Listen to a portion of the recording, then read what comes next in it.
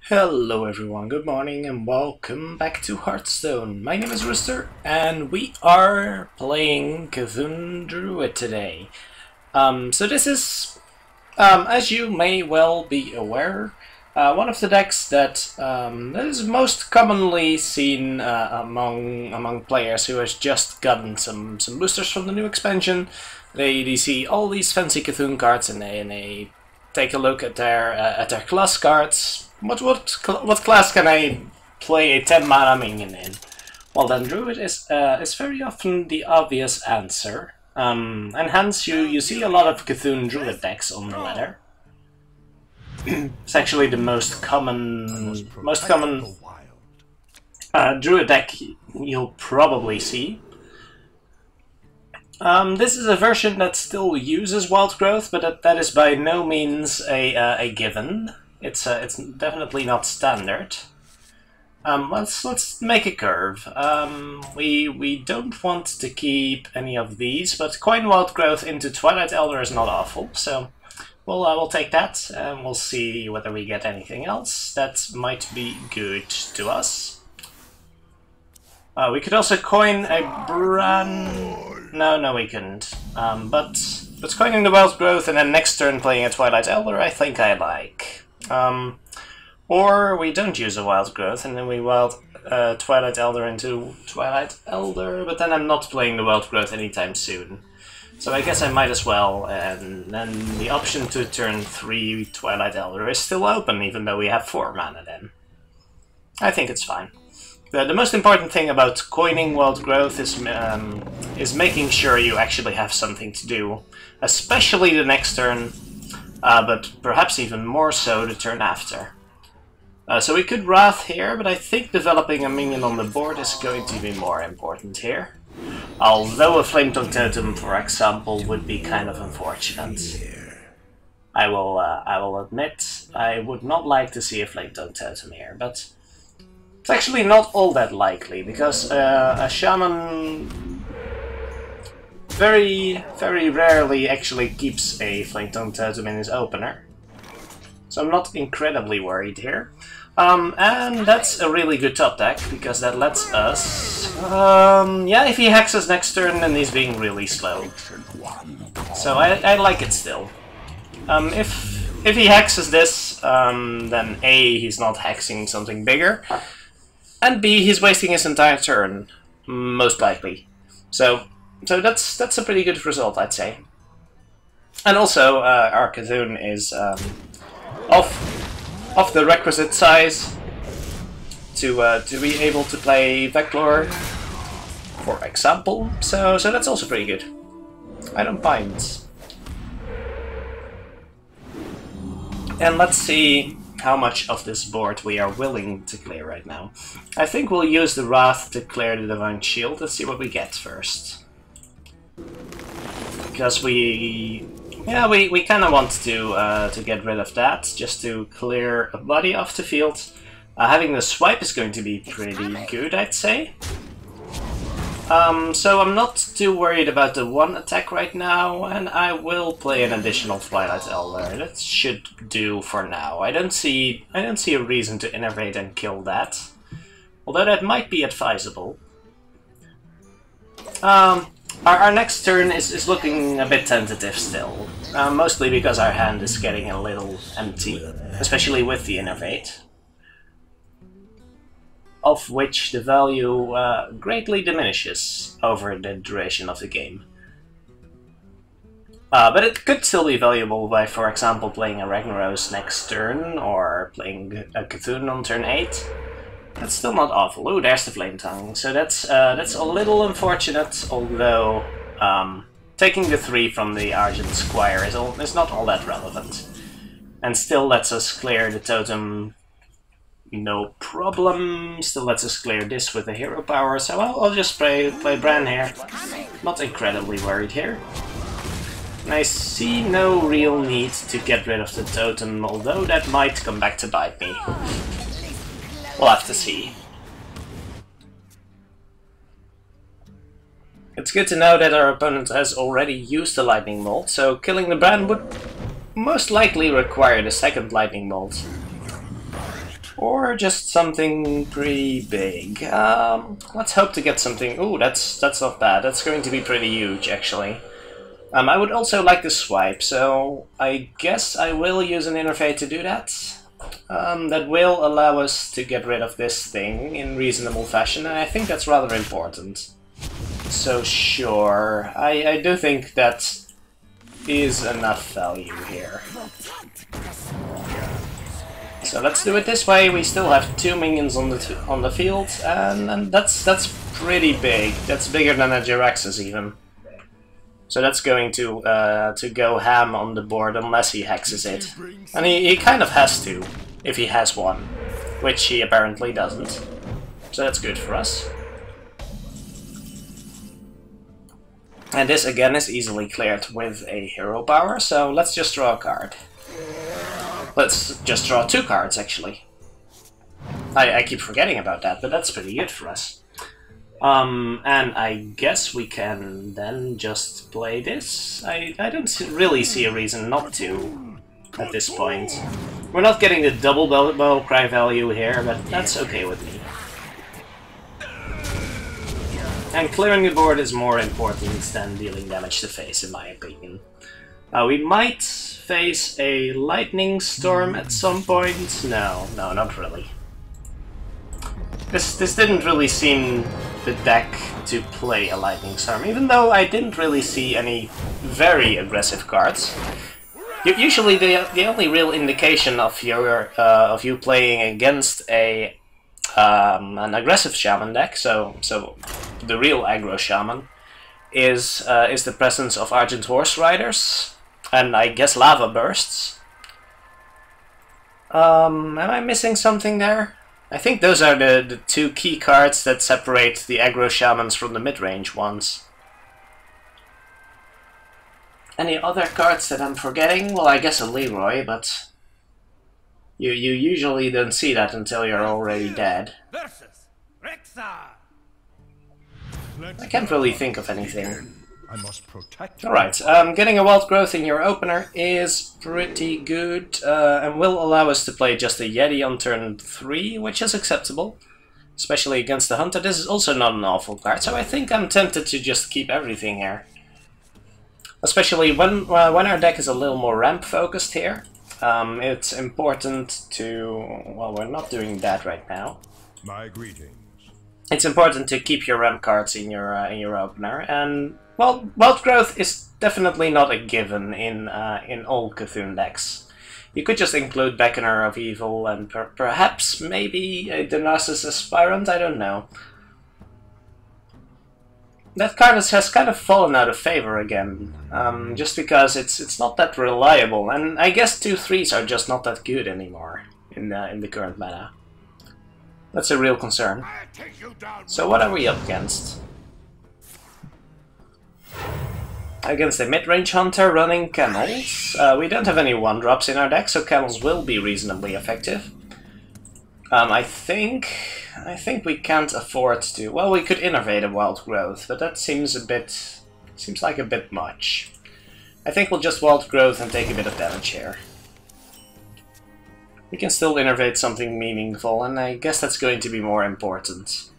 If we get a second innovate, we could Bran and then... nah, that's not going to be good. No, not at all. Kind of awkward, actually. Let's see. We just play a Yeti, or do we really want to hero power something and then coin... then innovate out a Cthulhu? No, that seems really poor. I could clear out 2 of the 2/1s, but I think I just prefer playing a Yeti here. Actually, innovating a hero power isn't awful. That would allow us to then next turn hero power and Cthulhu. I guess that's okay. I guess innovating for a hero power is actually okay here. And I don't really mind my minion getting hurt here, so playing the minion first is not a mistake.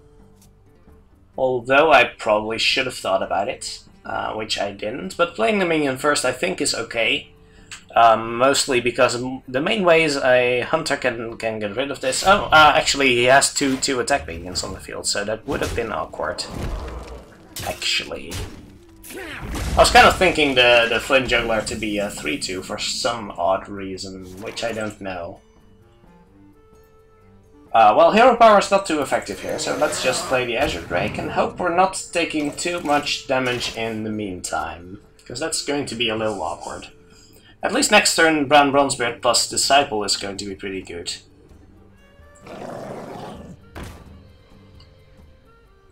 Not incredible, but still pretty decent. Still pretty decent, in my opinion. We could also play the Twilight Elder instead of the Bran. No, not instead of the Bran. Do we leave this alone, though? I guess we kind of do. We don't have a swipe to easily clear out the small stuff.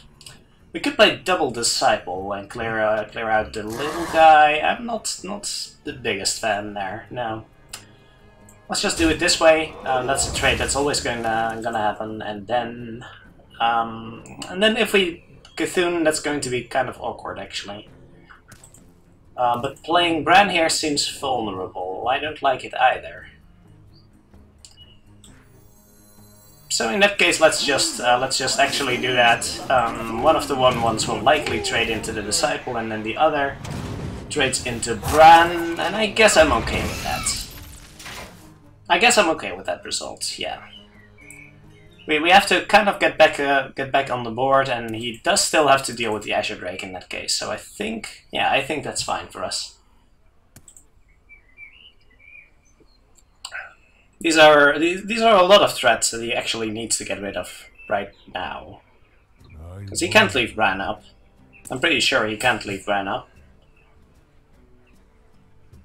But leaving the Azure Drake up is also really dangerous. So yeah, I don't hate it. What? Oh, would that be Kodo? There's no way you Kodo before trading, right? No, that's impossible. Clearing a Bran with a Kodo is just too valuable. Does he have an additional weapon? No, this is kind of logical actually. If he deadly shots this, that's excellent. There's another fiery bat, okay. So yeah, he's decently onto the board again, but at least he didn't get a Huntmaster there, so that's going to be okay. Oh, and that's not a bad top deck, although I prefer playing the Disciple here, I'm pretty sure. And in that case, we are throwing the Disciple into the Keeper. We're trading... Are we trading the... Yes, we are. We are trading there. And hero powering here is not good enough. So we're playing this one. And then we can hero power and Eriko next turn. That seems good. Even against the high main, so that's not awful.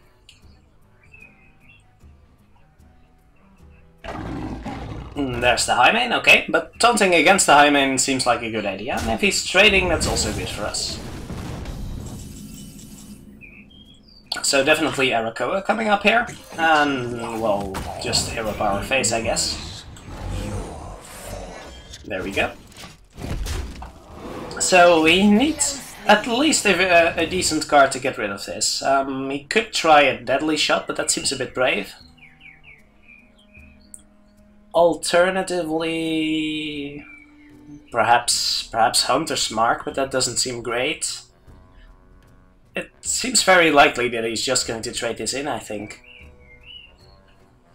And that would be acceptable. I don't mind. I don't mind one bit. Some other cards in this deck, by the way. You can definitely include a multiple of some of them. What is he doing? Oh, there's the Kodo. Okay. So he's not trading here, is he? No, there's no way he was trading there. So next question. Well, there's really... Well, the nourish doesn't really matter with the fun roll, I guess. So in that case, do I just nourish for cards? Does give me 2 extra mana for this turn. That's not too incredibly meaningful, I think. If we're going to Cthulhu next turn, I think I'll just nourish for cards, even though I could fan roll first, but I don't think that gives me a real a real direct benefit. Living Roots for two dudes is okay though. I don't mind that too much. If I trade into the high main here, then I can kill all of the hyenas off. I don't mind that. I actually kind of like it. Although if I trade here, yeah, I think that's gonna be what's happening here. So let's do this. It's only a 5-1, but yeah, that's still a reasonable.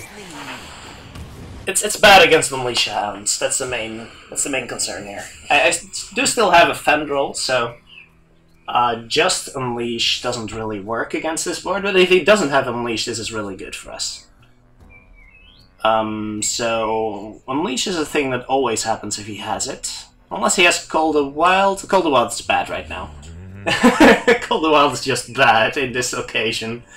Although it does let him clear Fendrel, so if the rest of his hand sucks, then I guess he has to. But I think this is really good for us. Because now something has to trade into that thing, and then the Huffer trades into Fendrel, I believe. That's dangerous, friend. That's really dangerous. Fendrel will really screw you over. If you're getting the wrong end of the stick. Okay, so we can play an 18-18 Cthulhu here. That will likely wipe his board and then put him to a very low life total. And we do have some flexible minions to trade in, so I still like that enough. Yeah, this in most occasions wipes his board. So I think that's okay.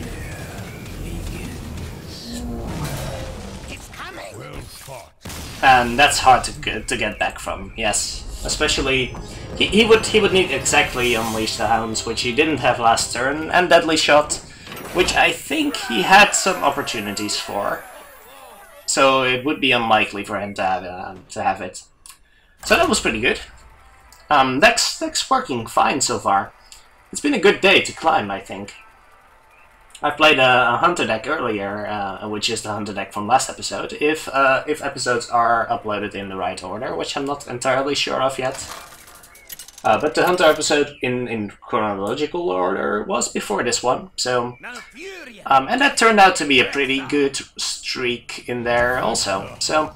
let's hope to continue that one. There's a lot of Hunters on the ladder. That is something that concerns me slightly. Because hunters are very binary nowadays. Either they have Call the Wild and you're going to have a rough time, or or they don't, and well, not too much matters unless they get a really early. Do I just Bran here? That seems ridiculous. No, that can't be right. I don't have a good follow-up. I think I'm discovering a minion here. Because Innervating Bran is not too exciting, so a decent 4-drop would be nice, or a Disciple. I don't mind a Disciple here. Not at all. Not at all. I can play it next turn, but we'll have to see what our opponent plays here. He's going to coin a 2-drop. Or a double 1-drop, I guess. Oh, well, I don't mind not playing anything next turn. I'll be fine without doing anything here. So if you're going to play a 2-drop next, why would you coin a Doomsayer against... Well, he's really concerned about me innovating out something huge, but I can just do that the turn after, or I can just play a Disciple here, and then you'll be in trouble. That doesn't seem like the right play. That definitely does not seem like the right play. Let's play the one I discovered. So he's not entirely sure about what deck I play yet. I'm thinking about innervating the Bran now, but that seems really mana inefficient, and I can still do that next turn, by the way. Yeah, that can still happen next turn. And then I can do it with just one innervate, actually. That's actually pretty great. That is actually pretty great, and then innervate Feclor after. That's pretty sick. That is actually pretty sick.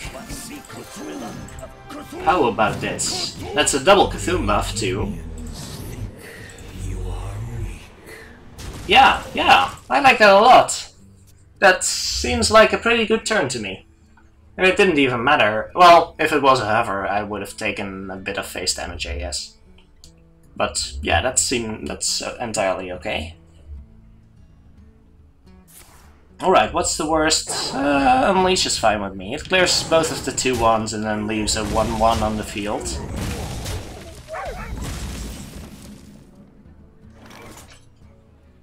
Alright. Let's see... Yes, we're always innovating Techlaria.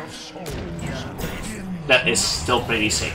Especially since we're getting an extra Vicnalash here. Alright. Yeah. That is pretty disgusting, I agree. Alright, so... Let's see who we are up against next. Yeah, that is rough, man. That you can't really crawl back from that. Hunters don't have an answer to 3, 4, 6 taunts on turn 4.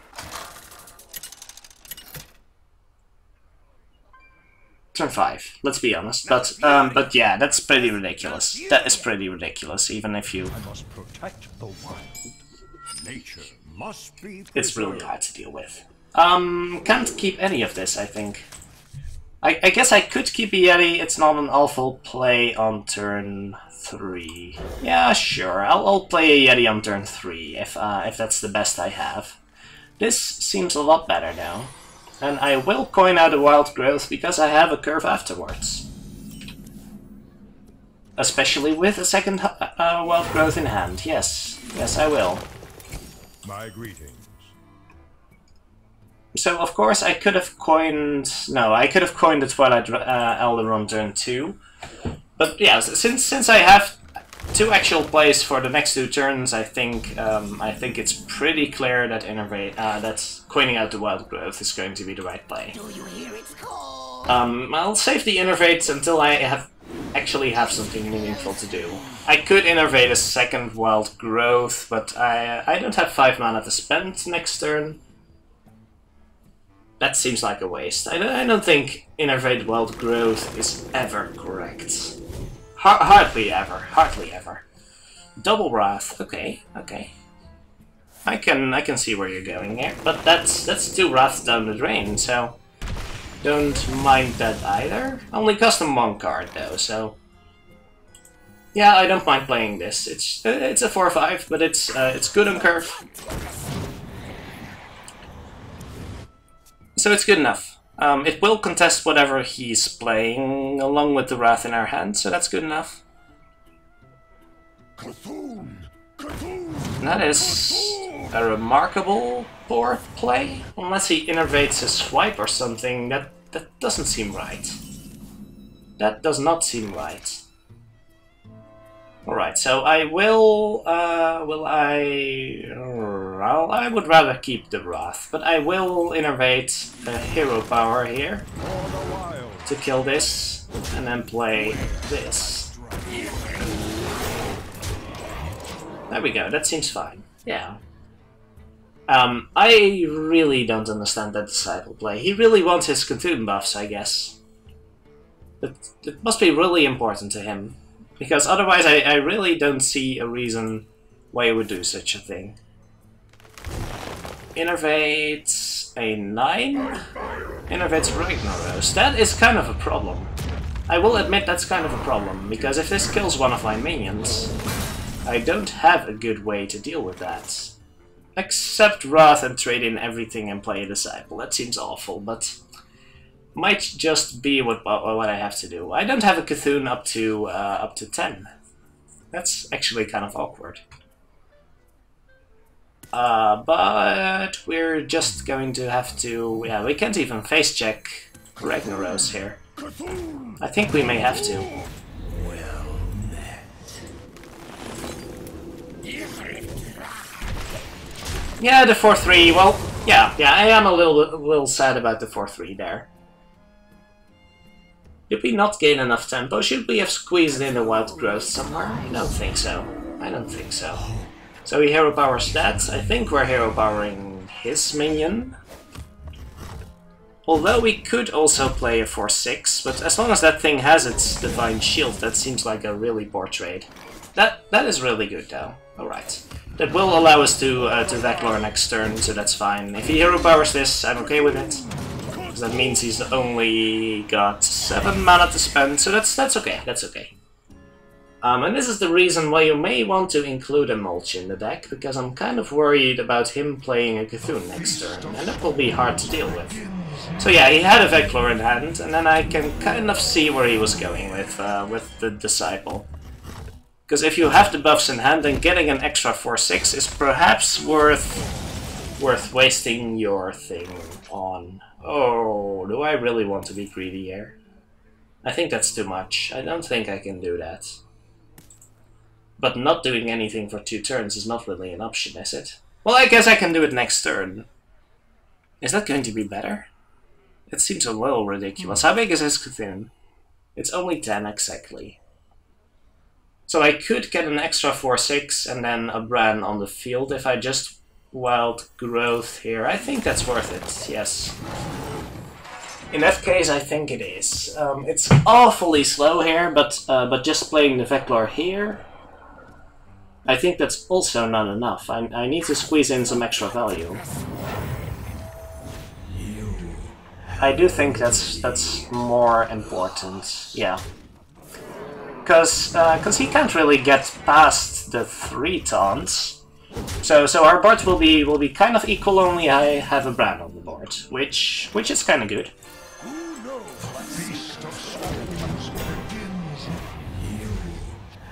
Yeah, so he can't easily deal with this, especially with no Wraths left. So he would have to swipe something, and then hero power, and then 1 kills 1, 2 kill the other, and I still have 1 left. And I still have a 4-5 left. And then hopefully I can discover a spell of some kind to help me deal with the rest of the board. Nah, that would be good enough. I'm expecting a swipe here, yeah. So with the hero power he can then clear one of them, then clear the other with the other 2, which would be correct, I think. Unless he has another spell. Another swipe, perhaps? No, that doesn't seem... no. So if I can discover a good spell here, then we might still be in the game. That is not the minion I was looking for. So let's discover a spell, because we need something quick here. This is not the spell I'm looking for. He's used a swipe.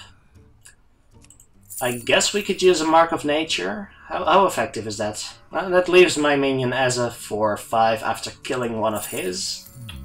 Alternatively, I could get 7 1-1s, which is not all that great. Doesn't help me deal with the board also, so that leaves Veclor as a 4-1, and my board is a 4-1 and 6 1-1s. That seems terrible. And Soul of the Forest doesn't do enough either. I can't even play it with... I can't play it with Harrison, so that would give me 2 2-2s. I think the Mark of Nature is going to be better, but it's a little disappointing, I'll admit. So let's do it this way. And let's hope he doesn't draw his Cthulhu anytime soon, because I can definitely not deal with that.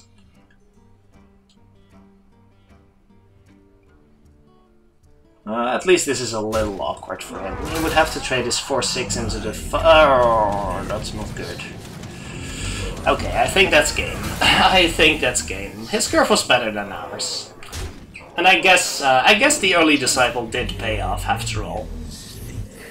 I'll have to give him that. Yeah, we're still dead, right? We're still dead. Well played. So the early Veclor did pay off, and perhaps I'm thinking whether the Veclor on my turn would have been better than playing the Bran Veclor the turn after. I don't know. I would have been able to draw a card with my Wild Growth, so that might have made a small difference. I would have to count that out. Would that have been better, because then both of his 4/6s could trade into one of mine, but then I would still have one left over and he would have the 4/10. What else did he do on that turn? What else did he do on that turn, though? It must have not been much. Did he play Nourish or something? I don't remember. I don't remember. Okay, against a Hunter. Let's focus on the next game. We are definitely not keeping any of these cards, and I think Wrath is acceptable. Although, is there really something we need to absolutely get rid of against a Hunter? Well, at the very worst, it cycles to find something else, right? We can always kill a bat with that or something. That should be okay. I don't hate turn 2 Wrath into... I would rather innervate the Dark Arakoa than innervate the Bran now and still Wrath next turn. Although innervate Bran could have been correct there. In this case, I'll just Hero Power here, and that gives me a decent turn 3 that does not involve Bran, which is also good. Or a turn 6 or a turn 4 innervate play. There's definitely options. And I definitely prefer getting rid of the Fiery Bat with a Hero Power. That leaves me the Wrath to deal with other stuff. I'll spend... Oh, the Disciple seems awful, by the way. I could just play Bran here and force him to deal with that. Don't hate it. But real consideration, why would he do such a thing? One of the reasons why he would do this is because he has a Houndmaster in his hand. So how about we innervate Bran? That seems odd, but it might be correct. I could also... No, that seems okay. I want to kill this in case of Houndmaster, and getting the Bran on the board kind of forces a response from him, which might be an Animal Companion, and that could turn out to be pretty good for us. As long as it's not Hover, and then it's still not terrible. Because if Bran trades for a Hover, then I'm okay with it. And any other Animal Companion is going to get killed. So that would be good. Yes, that would be good. So this we can kill with a Disciple, and then we could innervate a Hero Power to kill everything. How's that? Do we really want to do that though? We could also innervate a big guy. How's innervating a big guy? I'm thinking too complicated. That was way too complicated. Innervating a big guy is so much better. Yes, and it spends the mana effectively also. Real consideration. Do I want to hit to Wild Growth next turn?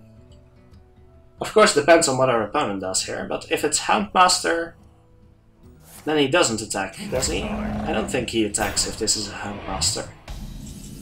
Okay, this is going to be pretty good for us again. Because we are going to be able to take this one out.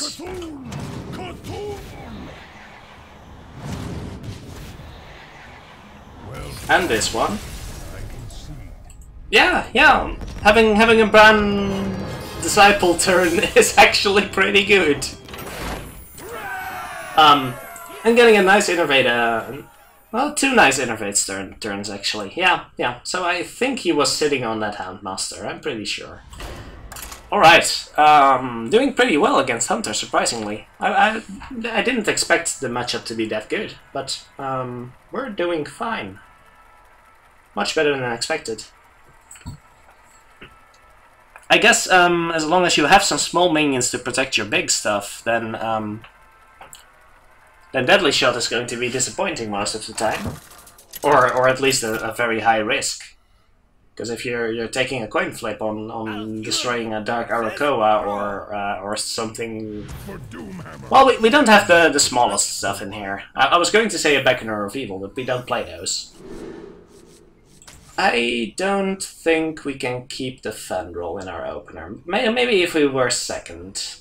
Maybe if I had an Innervate. We'll keep the Wrath again.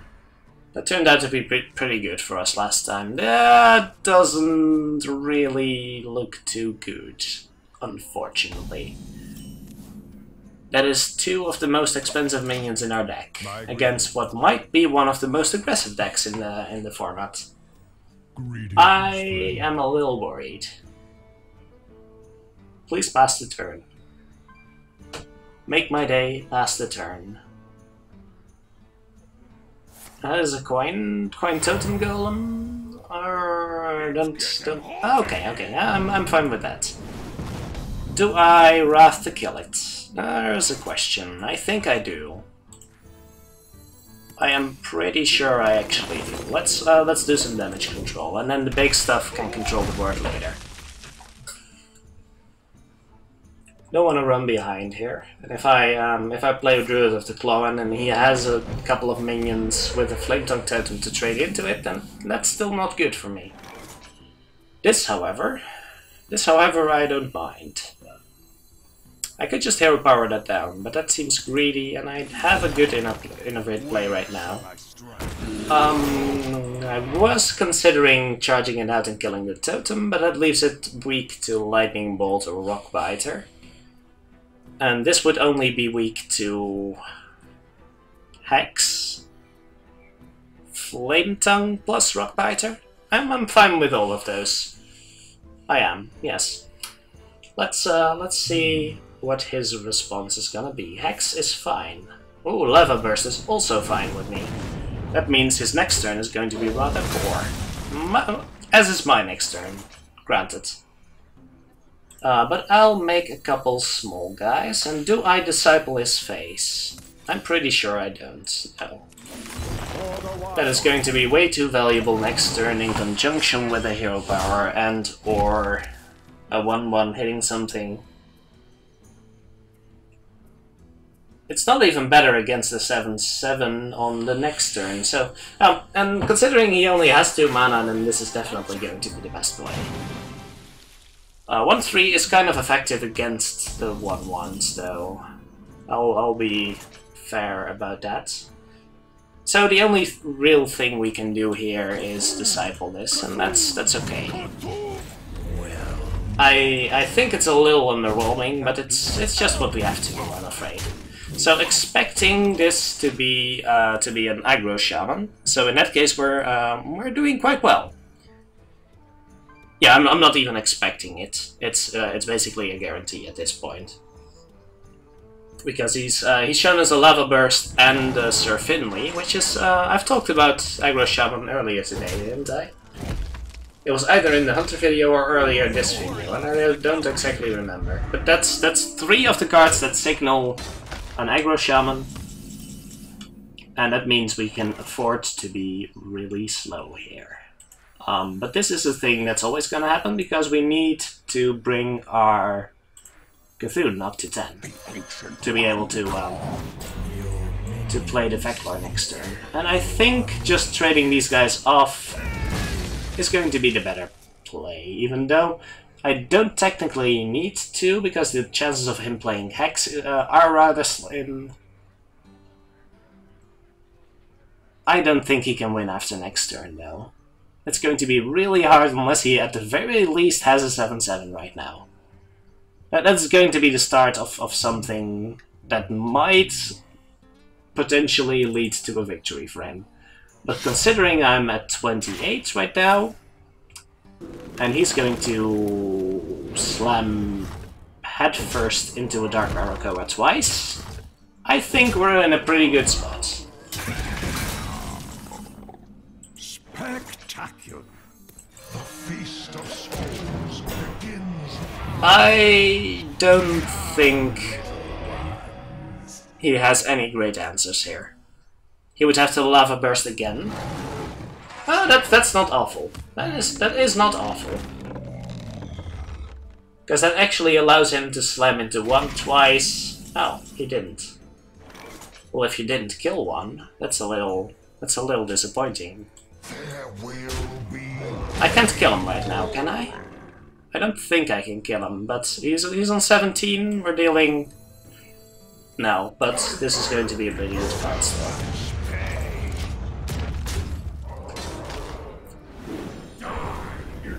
And him being on 5 doesn't bode well.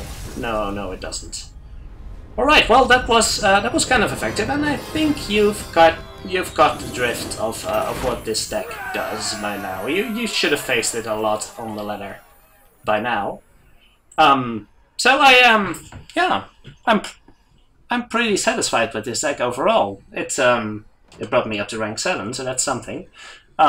Hope you enjoyed this episode, and I would love to hear if you have any suggestions on what deck to play next. If there's a deck you would really like to see, please leave a comment below. And as always, thank you very much for watching. I'll see you again tomorrow.